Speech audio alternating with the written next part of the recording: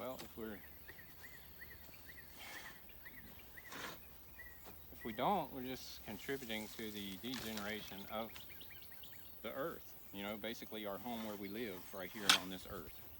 And we're going to reap the benefits of degeneration of our homeland, basically.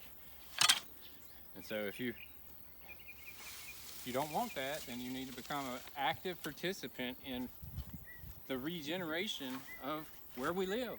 You know, start at your house. Start at your house. Start regenerating the soil. Start thinking in a productive, you know, from a production standpoint instead of from a consumption standpoint, you know, and think in a closed loop system instead of a open loop system, an open end system where, for example, you know, if you have ducks or something, some animal that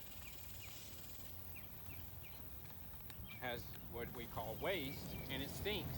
Well, instead of, you know, just shoveling that and putting it in a garbage can or something and getting the stink out, why not complete the system and put that in a compost pile or put it in your garden and let it help your soil to, you know, add life to the soil.